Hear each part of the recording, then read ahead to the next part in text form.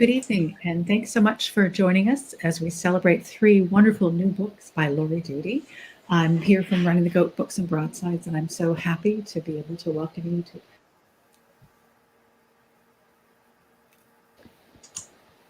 to give you a fair warning. I'm at a remote location with patchy internet, so I hope I don't go in and out too much.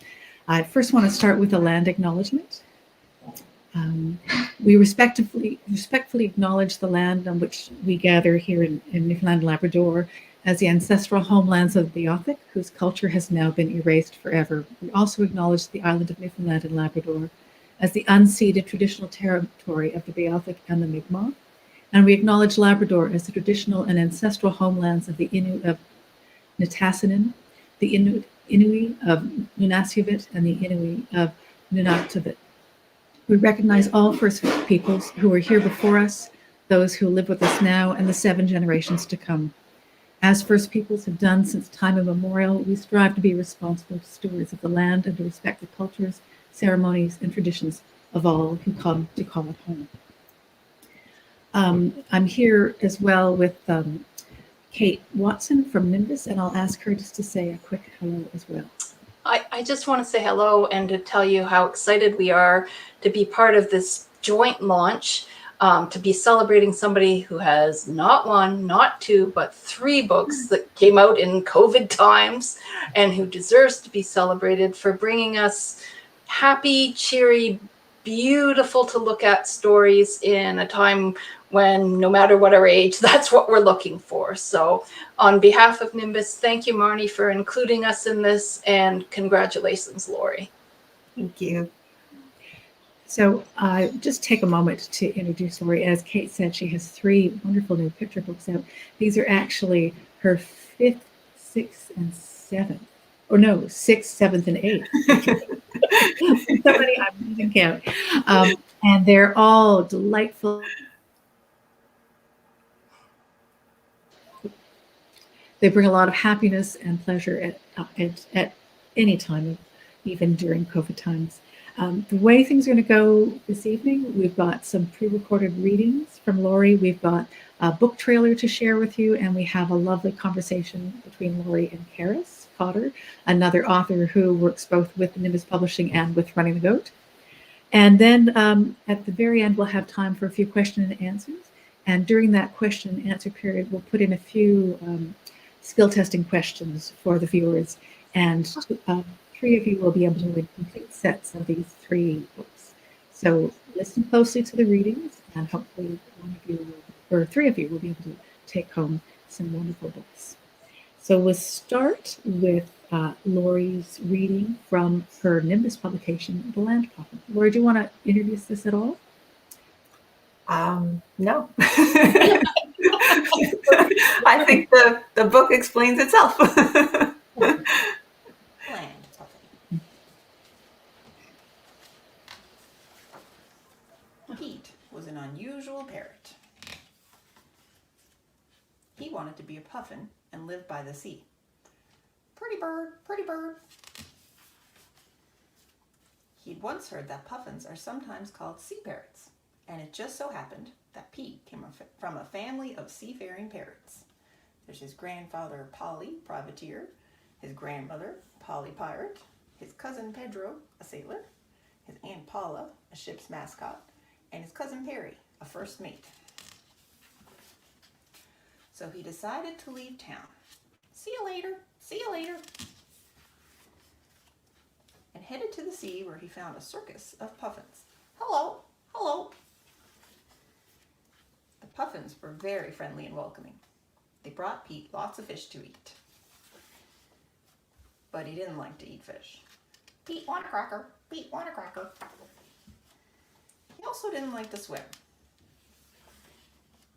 or sit on rocks all day or sleep outside all night. Anyone awake? Anyone awake? Worst of all, the puffins didn't have very much to say. How's it going? How's it going?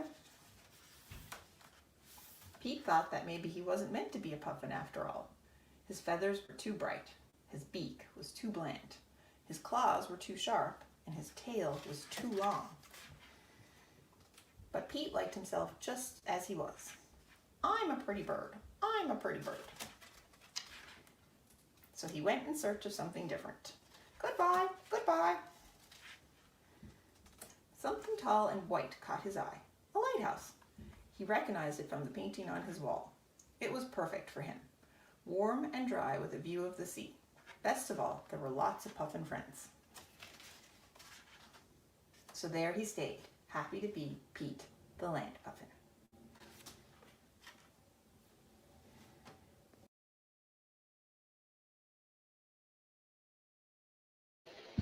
Great. That was lovely. Thanks, Lori.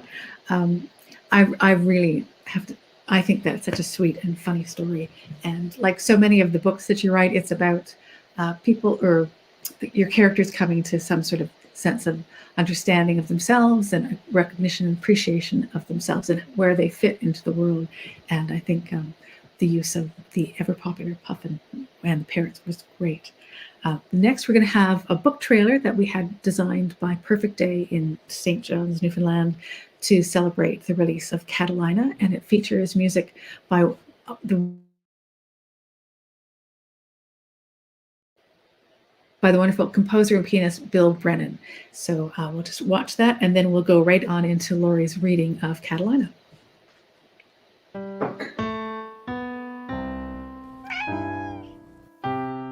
Catalina lived a perfect life.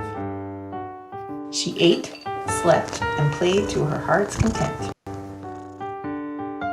It was paradise. But sometimes having full run of the house made her a little blue. So, some new housemates were arranged for her. 3 to be exact. Fogo, Buren, and Amherst, though, were not exactly her idea of perfect friends. These Labrador Retriever puppies were messy, noisy, and rowdy. They made Catalina crooked and prickly. This new arrangement seemed like a total catastrophe. But were these pups actually a blessing in furry disguise? This summer, Lori Doody and Running the Goat Books and Broadsides bring you a story of feline forbearance and canine companionship. Coming to a bookstore near you in August, or order online at runningthegoat.com.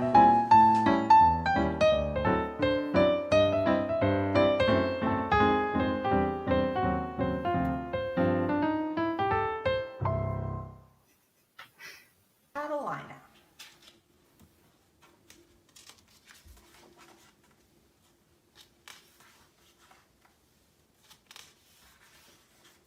Catalina lived a perfect life. She ate when she was hungry. She played with her toys when she wanted.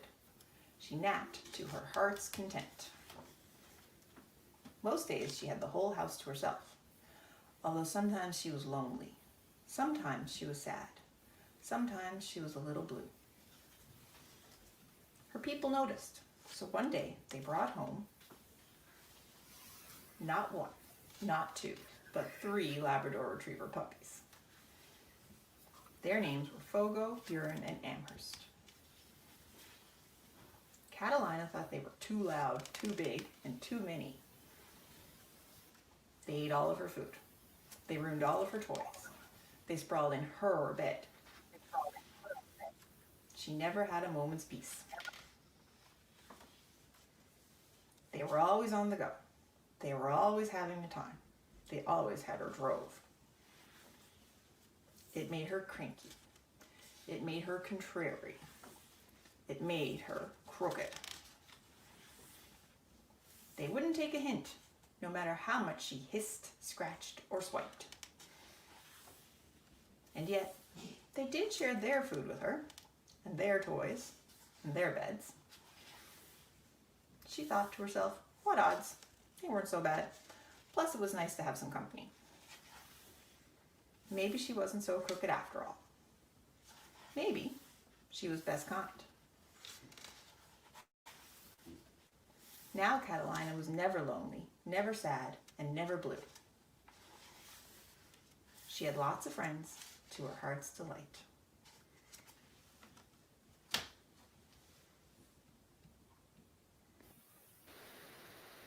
That was great. Thanks, Lori. One of the things that I really love about that book is the way you integrate a lot of Newfoundland terms and language into the story. And they're really fun little plays on language that you actually use in all of your books, but they're really quite foremost in that particular way. I also love the fact that it's got a cat, because I know that one of your critics is sorry. One of your critics is always eager to see more cats in your books. So I wonder if you want to talk just for a second about the role that cats play in your books. Sure. Well, I'm terribly allergic to cats, but my daughter loves them, and they come up to her on the street. But originally, when I thought of the idea for the book, I was telling her that we had to be careful during COVID lockdown not to be crooked. And she asked what that meant, and I said cranky. And she said, like grumpy cat? And I said, no, like crooked cat. So to appease her cat love, I made her a cat book. Yeah, and I know often she's looked at earlier books and insisted there were not enough cats in the pictures, so you had It's to true. Great. So next we're going to have a pre-recorded conversation between Lori and Karis Cotter. So there was a little bit of a technical glitch on some of this, but the conversation shines through. Hi, Lori. I'm so happy to see you here today. And I'm very excited to be here to ask you questions about all your books and to congratulate you on having 3 books coming out all at once. It's a wonderful accomplishment. And I just wanted to say congratulations. Well, thank you. And thank you for agreeing to do this launch. No, it's my pleasure, because I've always liked you and liked your books. And I guess I'm a fangirl, really. I can't have enough of you. That's the way I feel. So having an interview is great. I have a very personal reaction to your books. Like whenever I pick one up, I just start smiling. And I feel like a lot of other people must feel that way too, that they seem to have, to me, they have a universal appeal. And I just wondered if you have any idea why they're so appealing to both grown-ups and children. That is a concerted effort on my part. Uh-huh. As a mom who has read hundreds of picture books to my children, some of them really don't appeal to the adults, and sometimes some of them don't actually appeal to the children. So I've really worked at making it for both audiences. And the underlying goal really is to make a book that someone likes to hug to themselves after they finish reading it. I feel like I'm getting there slowly but surely. I have had people tell me or talk to me while holding one of my books up to their chest. So there's always this little part of my brain going, gotcha. That's great. I think that's a great way to think about it. And I never thought of that before. I certainly feel that way about them. Oh, great. Something else that it seems like it's interesting for me, because I don't write picture books, and I've always considered writing picture books that those authors and illustrators are the poets of children's books. And I feel I can only aspire to it, because to me, it's a bit mysterious how it all happens. As I was reading over your books before today, I was thinking, one of the things that I think must be the reason that kids like them so much is that your stories are all about things that are really important to kids, like the missing storybooks and fitting in and feeling a sense of belonging. And, there seems like in every book, there's something that you've captured that is something that's important to kids. So I just wondered if you could talk a bit about that. I've been really lucky. I started working on the idea of making a picture book when my son was 4 and my daughter was 1. So I have this built-in audience at home that I can work with. They're older now, and they're very harsh critics. Okay. So, and very good editors. But I've been lucky in the sense that I've learned how to make picture books with children in the room. So yes, that was going to be one of my questions, is about how much have they inspired you? It sounds like quite a bit. Pretty much every book, it's been a phrase that the children have said. The most recent book, Catalina, started last year during the early lockdown when you felt like you couldn't go anywhere. And I remember saying to my daughter that we should go for a walk every day so that nobody gets crooked. And she said, what does that mean? And I realized she'd never heard the Newfoundland colloquialism of crooked, meaning cranky. So I explained it means that you're cranky or grumpy. And she said, oh, like Grumpy Cat. And because she really likes the famous internet star of Grumpy Cat. And I said, no, more like Crooked Cat. And then it just spiraled from there, and I had a book idea. Yeah. Yeah, that's great. That's great. And and you said they were harsh critics. What kind of things do they say to you?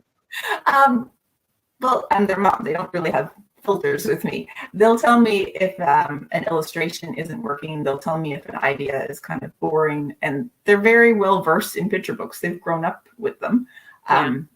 And so they're like, I think that's been done before, or that sounds too much like this book. It's like, you're right. Thank you for reminding me. That is great. That is great to have your built-in critics there. And so you started to say, you said you started when your children were quite young, but I'm just wondering if when earlier in your life as an artist, you ever thought that that picture books and illustrating picture books would be something that you'd want to devote a certain part of your life to.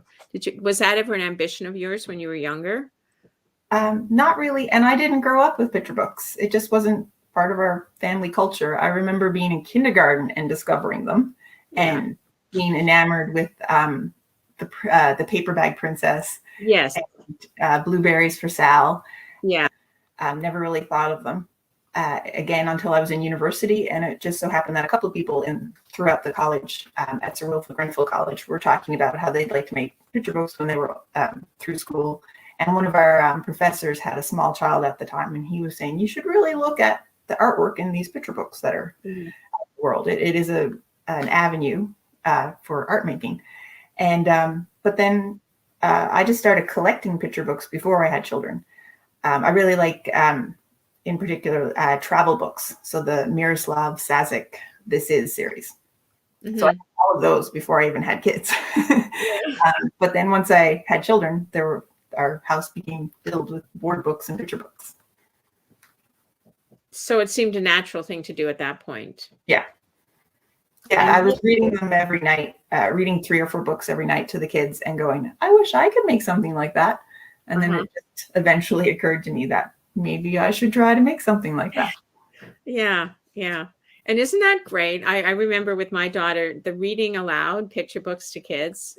I don't think there's anything that equals that. And it was such a pleasure to their curiosity and their reactions and how much they love the books, they're attached to them. And so how does it work with your creative process when you said you got an idea for Catalina from your daughter and the Crooked Cat, but so what happens next, like in terms of storytelling and how you make up the story and drawing, and how does it work for you?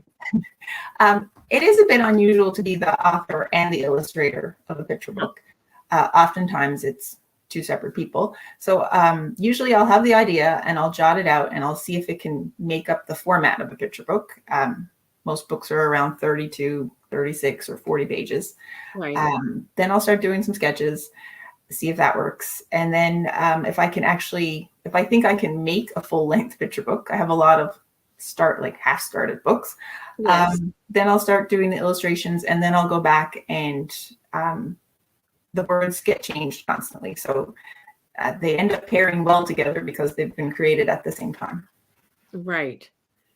And so you sketch what kind of, like, I'm not versed in visual art very much at all. So I'm just wondering, like, what kind of materials do you use for your sketching? And then how do you do the coloring and everything in the final pictures that go in the book? First I have to figure out the layout of each spread. Right. So I just do a line drawing on the size of paper that I'm going to use, the format. Most of my books, I've realized, kind of follow the shape of little golden books. Yes, I love those. Yeah. It's pretty much, it just keeps happening. I've tried to turn it more horizontally or make it more narrow, and it just doesn't work for me. Right. And so I just start working on the layout first, and then work on some colors. I try to use a color scheme for each book just for general visual cohesion, I guess. Yes. And then just work from there. And that takes 3-4 months by the time it's all drawn. And then sometimes I'll realize that an illustration doesn't work and have to change it. But yeah, Sure. it's a long process. Yeah. And do you do it all by hand, or do you do any of it digitally? I mean, I don't know what the terminology is, but It's all by hand. It's all it's acrylic paints, watercolor paints, archival markers. One book, The Puffin Problem, I used crayons because there's a person in the picture book who used crayons to do a drawing. right. So really whatever's around the house.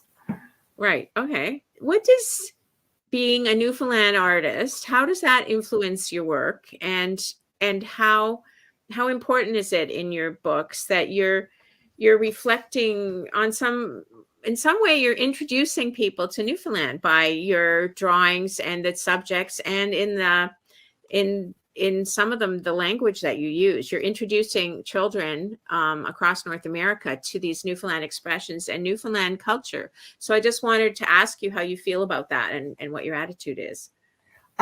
It's definitely on purpose. Yes. With the language, it's partially because I realize my kids aren't exposed to it the same way that I was growing up. My grandparents spoke very differently from how their grandparents speak. Right. The language is evolving. So just in a sense, I'm trying to preserve it, I guess. And then with the visual aspect, St. John's is really a very pretty place. And it's a perfect backdrop for books, especially downtown, the architecture. So it works out that way in that sense. In one of your new books, Catalina, you use Newfoundland name places for your characters, which I think is just brilliant and fun. And you also use a lot of Newfoundland expressions. And as I was reading, I was saying, oh, well, how are they going to know what that means? And then of course, it becomes very obvious as the story goes on and this is hard to do, to explain the idiom, to make it obvious what it means. And then you do have a little glossary at the back of some Newfoundland expressions. So was this a conscious choice for this book? Did you just say, tell me, how did that come up? It's actually based on the fact that I spent a lot of time at my grandparents' house growing up. And my grandfather was a fisherman. And he would listen to I think it was the Fishery Report on CBC every day, religiously.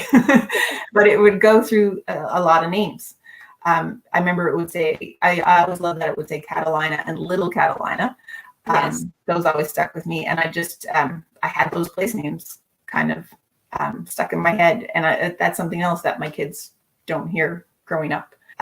So it was a way to introduce that Newfoundland has a lot of lovely place names. Yes. And it really works. It works. And the idiom too, you picked some really funny ones. Yeah. Like crooked, and I'm trying to see what else you picked here. Best kind. Things that are very, very often words that are said a lot.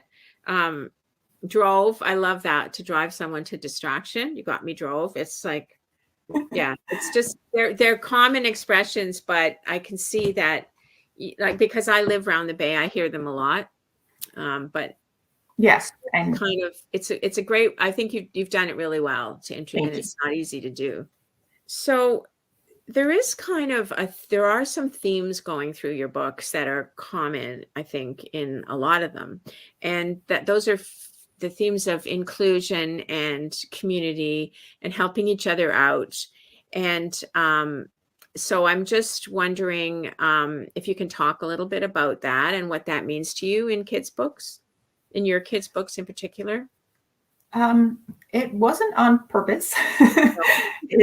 It just sort of happened. I think it's because, again, the Land Puffin in particular, Pete the parrot, he tries to fit in with a group of puffins, but it doesn't work out for him. So he learns how to be more himself. I think that comes from my childhood experience of, I was raised by a single mother. So I would be moved around a lot within the course of a week. She was a nurse, so she had long shifts. So either I was with her some days, or I was at my babysitter's house, or I was at my grandparents' house. And so in any given week, I would be in 3 different environments with 3 different groups of children that I guess I kind of had an outsider look all the time. Yes. And I also just learned at an early age that I'm not going to try and fit in. I'll learn to use the words that other people use, but I'm not going to change who I am. I'm just going to be me. And if I fit in, I fit in. Yeah. Yeah. Well, it's a great, I mean, it's a message. It's not, you didn't set out to make it a message, but it's a great thing to have in children's books because that's what kids' lives are about, you know, going to school and their groups of friends, and is am I like this person or like that person, or am I different? And is that okay? So I love that book. It just made me happy, that book. It's so funny. People are often curious about an artist's daily work routine because they just don't quite know what you do. And it's different. It's so different from their lives, going to jobs and teaching or whatever they are doing. But it's different to be an artist and to be alone and to create something in a day. So I just wondered if you mind talking a bit about what your daily routine is like with your kids and how you work on your art and everything else. It requires a lot of self-discipline.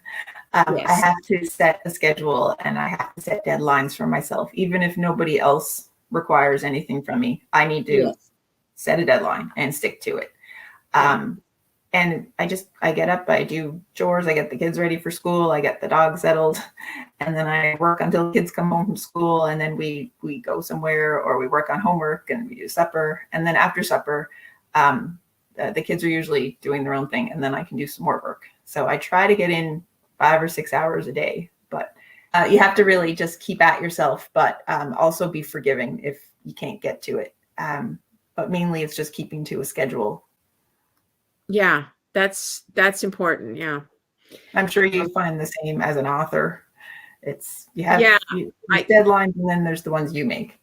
Yes, I find I have to give myself deadlines. Exactly. And they're really helpful because my mother used to say, a job expands to fit the time you have to do it in. So I'm wondering if you can give us a sneak preview as to what's coming next, and what you're working on now, because as we both know, books take a long time to get out. So you probably finished these quite a while ago, and I'm sure you've got all kinds of ideas hopping around in your head. So what are you working on now? I was telling a friend of mine that right now there are 11 books in my head. 11? That's amazing. 11. It's kind of stressful though, because I can't get them onto paper. I can write the text or just the outline and do some sketches, but it just takes so long to get to them. But right now there's another Mr. Beagle book. Oh, I'm really glad to hear that. So he's going to do more detecting. That's very tantalizing for me and for the rest of your fans to think of 11 new Lori Doody books. That'd be great. Well, one thing is, can you, now that you're doing this and you're in this wonderful creative place with all this ideas happening and books being published, can you imagine doing something else with your life now? Like, I have plans. You have plans? You had plans. I have plans. I would love for, say, even Mr. Beagle to be a series of short film with animation. Or I can imagine Paint the Town Pink as a short or an animated short. Yes. So yeah, I would like to learn how to go about doing that. I've always enjoyed animation, and I think it would be a parallel plan to the books. But it would be fun to just see how that could go. I really loved Running the Goat did a book trailer for Catalina where they had Bill Brennan did some music, and Perfect Day animated some of the illustrations, and that when I saw it at first, I burst into tears. Oh, really? Yeah. One thing I did have when I was small, I didn't have a picture book, but I had the Charlie Brown Christmas record, and it came Yes. with a book Yeah. that had stills from the movie, so you could listen to the music, the jazz piano, and then turn the page and look at the next illustration. So that's one of my earlier and happier childhood memories. So I would like to learn how to do that as an adult. Yeah, I think well, more power to you, because I think they would make great little animated shorts for sure. So I'm sure it'll happen. And how do your kids feel about like when you publish books and like how are they excited to see them come into the house, or what's their reaction? They know they're a little jaded, but they know it means there'll be a cake. There'll be a cake. All right. Because I'll just go make a cake. I'll be like, new book day, let's eat a cake. And they're like, okay, where's my slice? But they'll have a look at the book, and they each have their own copies put away. Yeah. I guess it's so commonplace to them that it's not really a big deal. Yeah, sure. Well, this has really been fun for me, and it's given me an opportunity to reread your books again and to read the new ones. And thank you for making them. And good luck with this. I hope that you sell lots of copies and you make animated films, and you just keep writing and drawing your wonderful books. Thanks, Lori. Thank you.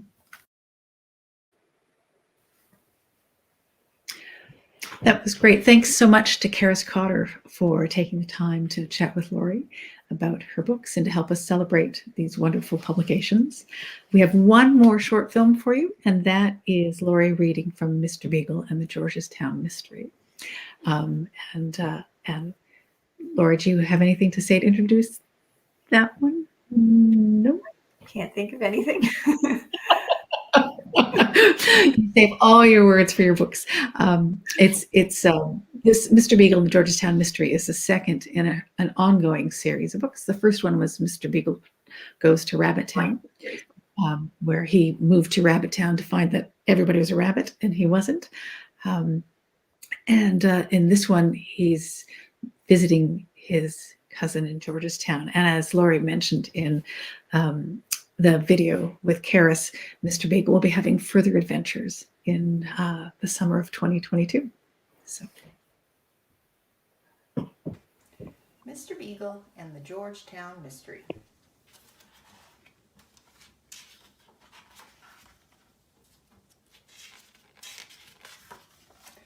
Mr. Beagle happily lived in Rabbit Town. One day, he decided to visit his cousin Georgie, who lived in the nearby neighborhood of Georgetown. They were delighted to see one another. During their walk, Georgie told Mr. Beagle all the news, including how something strange was happening in the neighborhood. It seemed a cat burglar had been breaking into houses all over Georgetown. The strange thing was, the thief wasn't stealing valuables like piggy banks or art. No, the thief was only taking storybooks. Bookshelves all over the neighborhood were going empty. Everyone felt sad. They missed sharing bedtime stories with one another. Well, Mr. Beagle knew a thing or two about solving mysteries. He decided to go in search of the thief. There were a few promising suspects.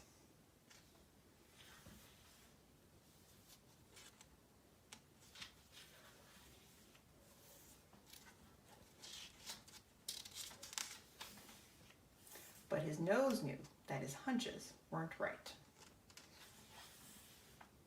Until one night at Georgie's, the robber came to him. The cat burglar was a fox. It seemed Georgia was a real bookworm. She couldn't get enough of reading. She was embarrassed. She knew she shouldn't borrow books without asking. The next day, Mr. Beagle felt sheepish too. He shouldn't have assumed the culprit was a cat. He remembered that you should never judge a book by its cover. Which gave him a great idea. What if Georgia opened a library? Georgia agreed. They planned the library while she returned all of the books. The Georgetown Library quickly became a favorite neighborhood hangout, where anybody could read a good book and make great friends. The end. Bye, Mr. Beagle.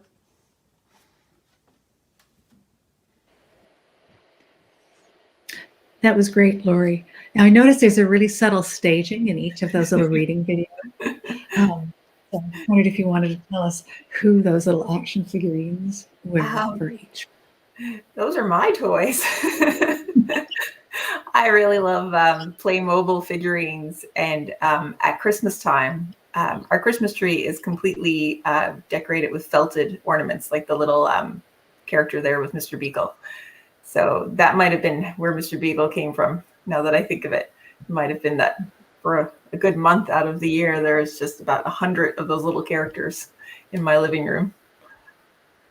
That's great.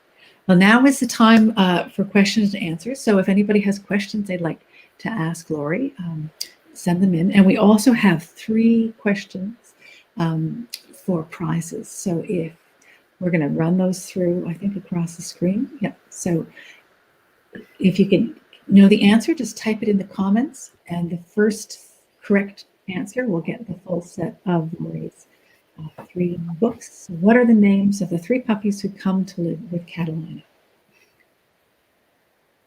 And the next question is, what's going missing in Georgestown? And the last one, what kind of bird is the Land Puffin? So if you know the answers to any of those questions, pop them in the comments. Or if you have any questions for Lori, pop them in the comments.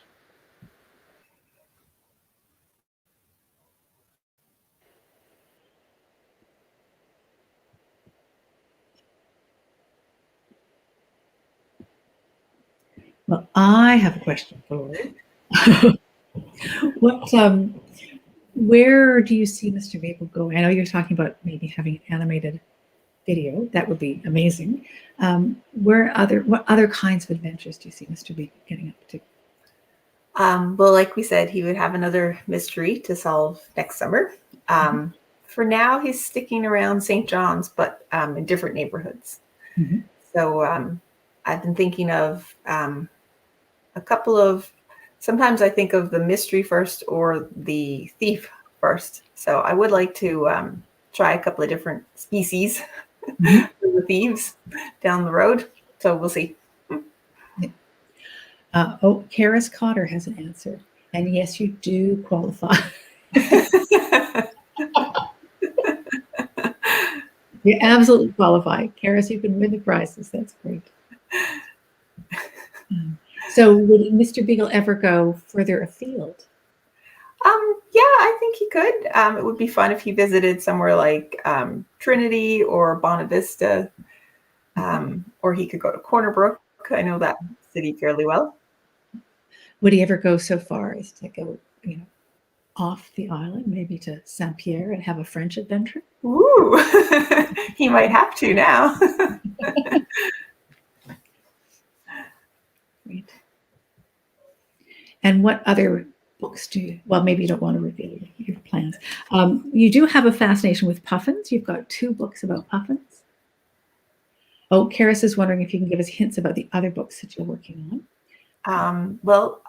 There is one about a llama. And there's more Mr. Beagles floating around in my head. I do really enjoy drawing dogs and cats. So I have a few ideas about different dogs. I'd kind of like to do one about a poodle. And I would like to do some more cat books. That would keep Claire happy. Yes. And do you have a thing about puffins? Because they're 2 of your 8 books. So that's 25% of your books are about puffins. Well, they're very cute. They're only as tall as a milk carton. And I think it might actually come from working at St. Michael's Print Shop, which is an artist-run center for printmakers. I've worked there a lot over the years, and all their marketing involves puffins. So I think it might have seeped into my brain over time. maybe you want to talk a little bit about that other side of your life, because you are a very accomplished printmaker and do beautiful work that's represented in all sorts of galleries. Yeah, I did a degree at Sir Wilfrid Grenfell College, and I majored in printmaking. And as I mentioned, I worked at St. Michael's. I've worked there as an employee. I've worked there as a scholarship student and as a renting artist. And I've been making mostly etchings for the past 20 years. And I sell them and drawings and paintings in different galleries across the country and in New York City. Yay. The New York City Gallery is pretty recent, isn't it? Isn't it the past year or so, just before lockdown? Just as COVID started. My work was at an art fair in New York City. But COVID will go. And I know there's a wonderful gallery in Halifax where people love your work. Yes, 14 Bells. They're in the Hydrostone Market area. Yeah, and they sometimes have your books as well, I think. Yes. Does anybody have any other questions for Lori?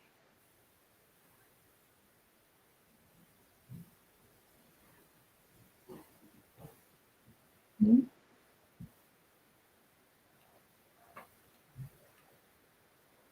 Are you thinking, you said to Karis you're looking at other kinds of writing as well. Have you got some larger format projects on the go? Or?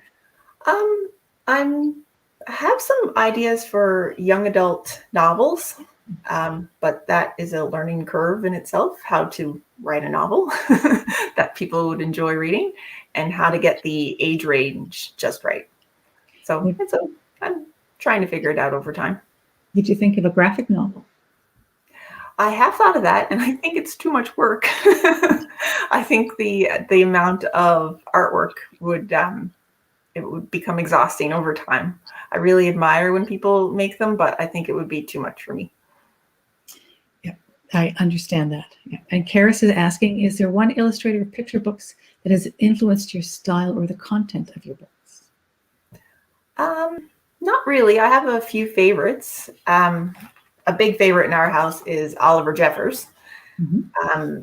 And there's Jenny Desmond. I think she's from Britain. There's a few Canadian illustrator authors. There's Julie Morstad and Julie Flett that I just really love their work. Yeah. Have you seen her newest book, We All Play? Julie Oh, Flett? no. I saw on the Trap Line. That was out recently as well. Yeah, they're all. What was I going to ask you now? If you could, is there one person who you would love to illustrate a book by? Is there? Because you talk about Canadian illustrators whose work you like, but is there a Canadian writer? Karis Cotter.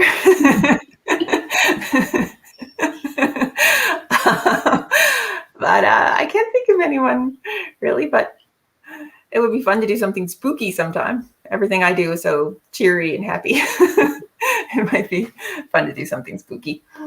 You could do spooky really well, I think. I have a spooky. Your sense of humor, I love your sense of humor. It's so quirky. So. Thank you. Well, I'll just put up one more. If anybody else, if there's anybody else who has a question for Lori. And if not, I'll just remind people that the books are available at runningthegoat.com and nimbus.ca. In fact, Nimbus distributes books for Running the Goat, so you can get all of Lori's books through Nimbus, or you can get the books that Running the Goat has published through runningthegoat.com. I'll thank everyone who's attended, who's taken part. And I want to as well thank our funding bodies, the Province of Newfoundland and Labrador that supports Running the Goat's publishing through its Publishers Assistance Program, and the Department of Canadian Heritage for support through the Canada Book Fund. I want to thank Nimbus, Karis Cotter, Rachel Drabline, who's doing tech for us, and of course Lori for her wonderful books. They're always such a pleasure to read, and it's such a wonderful opportunity to work with you on these projects, Lori. It's always just an absolute joy. Thank you. I thank you to Running the Goat, Marnie and Rachel, and thank you to everyone at Nimbus it's been a pleasure working with all of you as well. Great. Okay, well,